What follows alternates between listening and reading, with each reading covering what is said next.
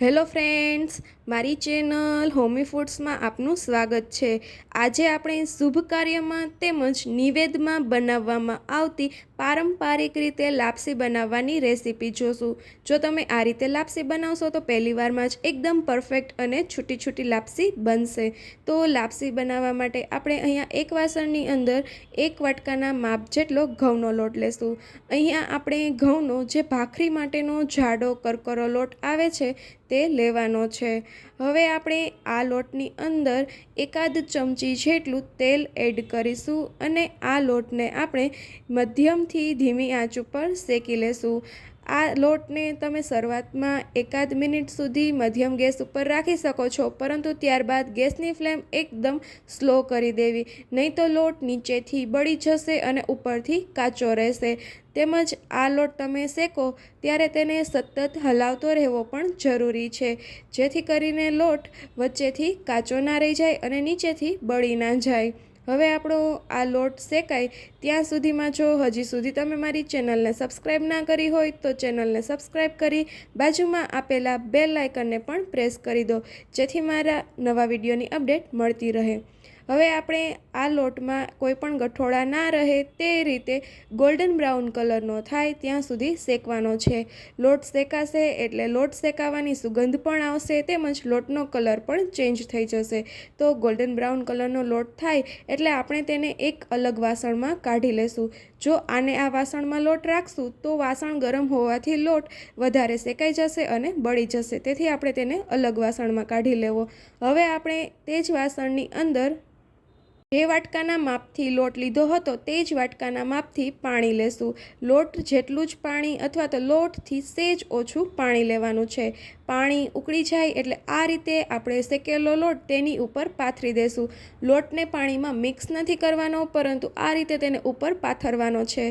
હવે આપણે વેલણની મદદથી આ લોટની અંદર કાણા પાડીશું। જે કાણામાંથી પાણી બહાર ના આવે તે કાણામાં આપણે થોડું તેલ એડ કરી દેશું। તેલ એડ થઈ જાય ત્યારબાદ આપણે તેની ઉપર ઢાંકણ ઢાંકી અને આ લોટને બફાવા દેશું। આ લોટને આપણે ધીમી આંચ ઉપર જ બફાવા દેવાનો છે। 1 થી 2 મિનિટ પછી તમે જોઈ શકો છો તો આમાં પાણીનો ભાગ સહેજ પણ નથી। હવે આપણે આ લોટને વેલણની મદદથી સરસ રીતે હલાવીને મિક્સ કરી દેશું। આ લોટને વેલણની મદદથી જ હલાવવો, જેથી કરીને તે એકદમ મોકરો બને। ચમચાની મદદથી હલાવશો તો તે એટલો મોકરો નહીં બને। જો તેમાં કોઈ ગઠોડા રહી ગયા હોય તો તેને વેલણની મદદથી આ રીતે ઠપકારી અને ભાંગી નાખવા। હવે આપણે આ લોટને સાઈડ પર મૂકી દેશું અને એક વાસણની અંદર પાઈ લઈ લઈશું। પાઈ લેવા માટે અહીંયા મેં 2 ચમચા જેટલું ઓગાળેલું ઘી લીધું છે, તેમજ 2 ચમચી જેટલું અહીંયા મેં ગોળ લીધો છે। તમારી ગળાશ પ્રમાણે વધુ ઓછા પ્રમાણમાં ગોળ લઈ શકો છો।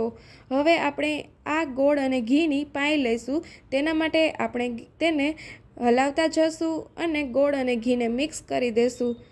તેમાં હુંફાળો આવે ત્યાં સુધી આપણે તેને ઉકળવા દેશું। આ ગોળ ઘીની પાઈને આપણે મીડિયમ ટુ સ્લો ફ્લેમ ઉપર લેશું। હવે તમે જોઈ શકો છો કે ગોળ ઘીમાં હુંફાળો આવી ગયો છે, એટલે કે પાઈ એકદમ પરફેક્ટ રીતે આવી ગઈ છે। હવે આપણે તેમાં બાફેલો લોટ એડ કરી દેશું અને તેને પાઈની અંદર સરસ રીતે હલાવીને મિક્સ કરી દેશું। આ આપણે લોટને પાઈમાં સરસ રીતે મિક્સ થઈ જાય અને ગોળ અને ઘી લોટમાં સરસ રીતે ભળી જાય ત્યાં સુધી તેને હલાવીને મિક્સ કરવાનું છે। હવે આપણે આ લાપસીને થોડી ઠંડી થવા દેશું। લાપસી ઠંડી થઈ જશે એટલે તે આપોઆપ મોકરી બની જશે। તો તમે અહીંયા જોઈ શકો છો કે આપણી એકદમ મોકરી અને પરફેક્ટ રીતે લાપસી તૈયાર છે। તો તમને મારી આ લાપસીની રેસીપી કેવી લાગી તે મને કમેન્ટ કરીને જરૂરથી જણાવજો। ને જો તમને મારો વિડીયો પસંદ આવ્યો હોય તો તેને લાઇક અને શેર કરવાનું ભૂલતા નહીં। ને જો હજી સુધી તમે મારી ચેનલને સબસ્ક્રાઈબ ના કરી હોય તો ચેનલને સબસ્ક્રાઈબ કરી બાજુમાં આપેલા બેલ આઇકનને પ્રેસ કરી દો, જેથી મારા નવા વિડીયોની અપડેટ મળતી રહે। Thank you.